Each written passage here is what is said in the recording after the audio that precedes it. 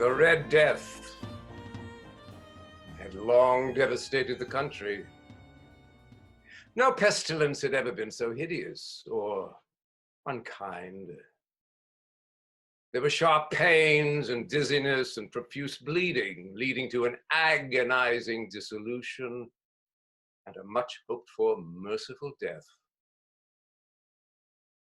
But it was the repulsive scarlet stains upon the body and upon the face that shut all despairing victims from any hope of aid or sympathy from their fellow men. But Prince Prospero was happy. And when his dominions were half depopulated, he summoned 1,000 light-hearted friends from among the knights and dames of his court, and with these retired to the seclusion of his castle. His high stone walls had gates of iron, and his courtiers welded the bolts shut, leaving no means of entry or escape for the sudden impulses of despair of those seeking refuge from outside or of those crazed with madness seeking to flee from within. The castle was amply provisioned, and the prince said, "The world can take care of itself." In the meantime, it was folly to grieve or to think. And he had prepared all kinds of pleasure. There were buffoons and improvisatori. There were ballet dancers and musicians and plenty of wine. And then there was beauty. And all the while, waiting outside, was the Red Death. And it was toward the 5th or 6th month of seclusion, as the pestilence raged, that the prince decided to throw a masked ball. It was to be the grandest ever held, and of a magnificence such as had never been seen before. But first, let me tell you about the rooms. There were 7 in the imperial suite. And unlike in most palaces where such rooms form a long, straight, and unimpeded vista, here the case was very different. But then this might have been expected from the prince's love of the bizarre. The apartments were irregularly disposed, so that one's vision could embrace but one room at a time, as the main corridor took a sharp turn every 20 or 30 yards.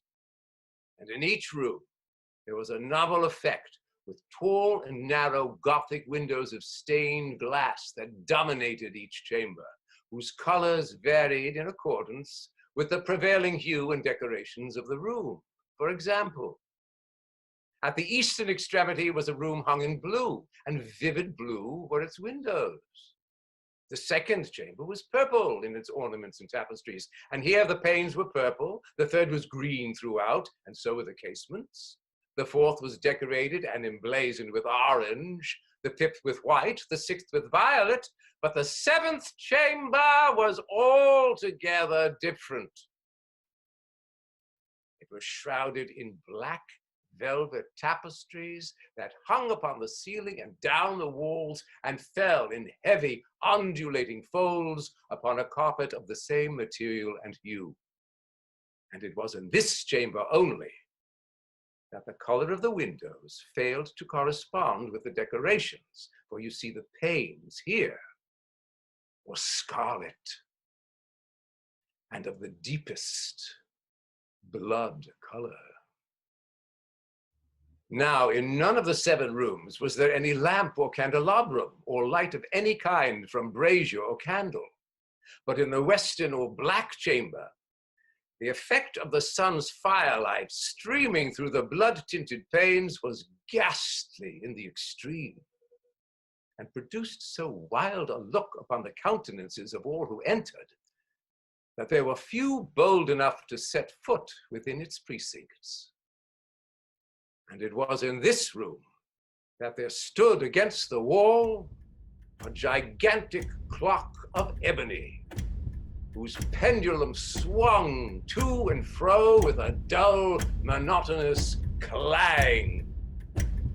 And when the minute hand made the circuit of the face and the hour was to be stricken, there came from the lungs of the clock a sound so peculiar that the musicians of the orchestra were constrained to pause in their performance, and the waltzers ceased their evolutions, and there was a brief apprehension of the whole gay company.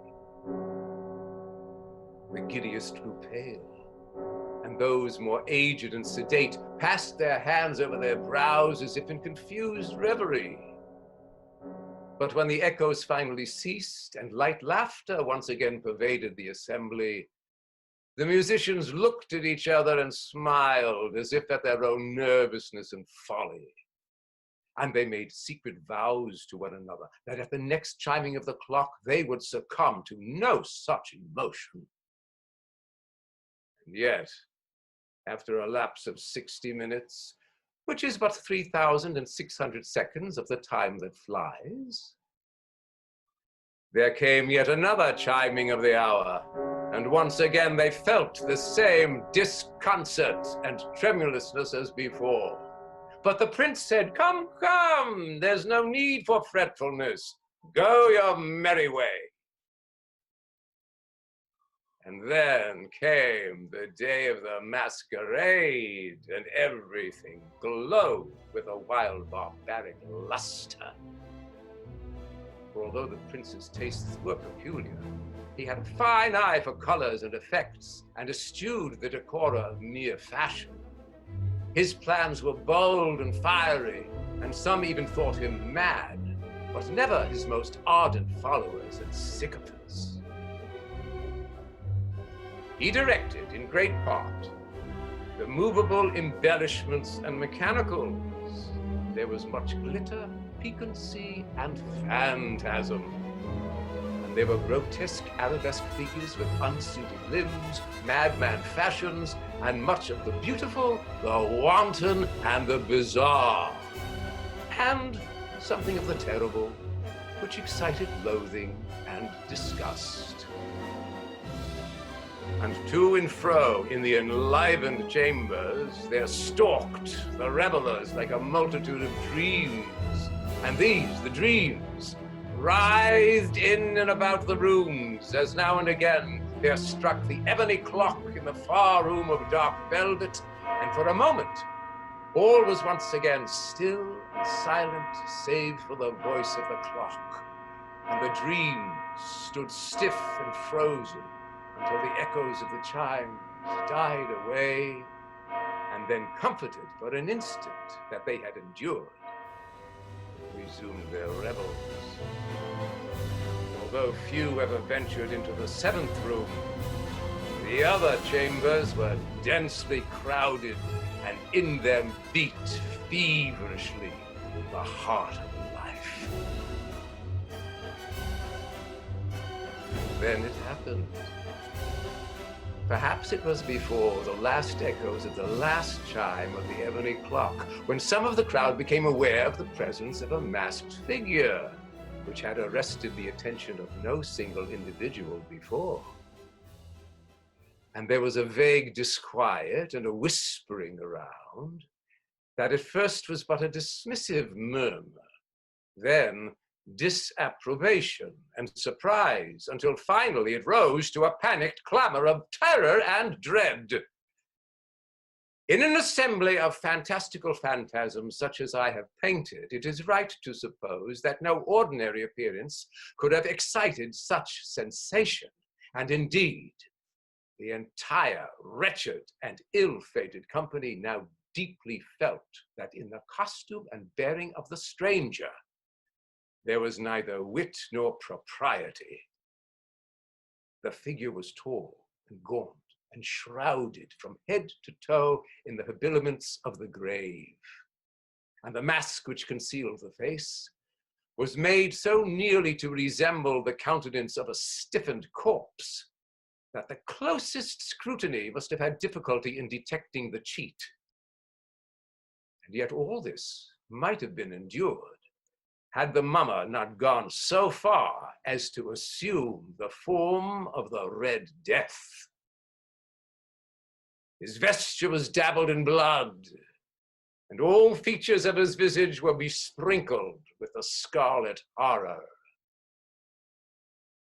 When the eyes of Prince Prospero fell upon the spectral intruder, who by then had taken to a slow and solemn movement among the waltzing guests, his face convulsed with rage. "Who dares," he demanded hoarsely, "to insult us with this blasphemous mockery?"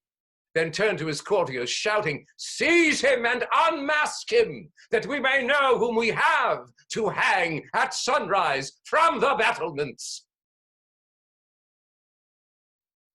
It was in the blue room where stood the prince, with a group of pale courtiers by his side. And there was a rush of movement in the direction of the intruder, who with a deliberate and stately step impudently stepped not back, but closer to the speaker until he was within a yard of the prince's person.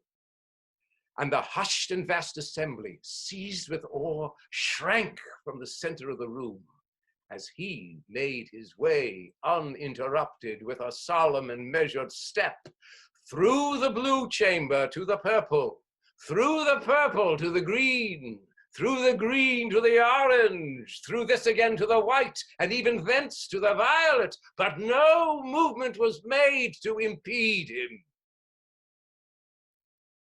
And at that, Prince Prospero, frenzied with rage and with the shame of his own momentary cowardice, rushed headlong through the 6 chambers, although none followed.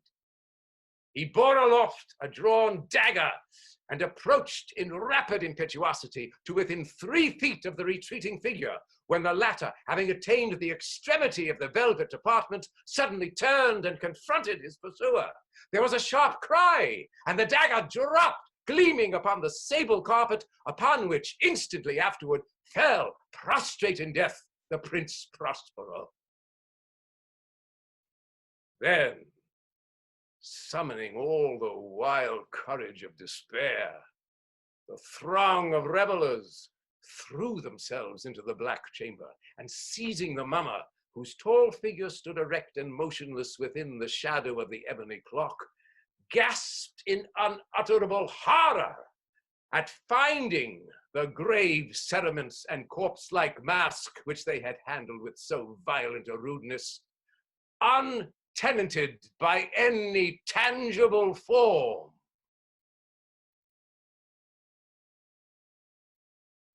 And so it was that the Red Death came like a thief in the night,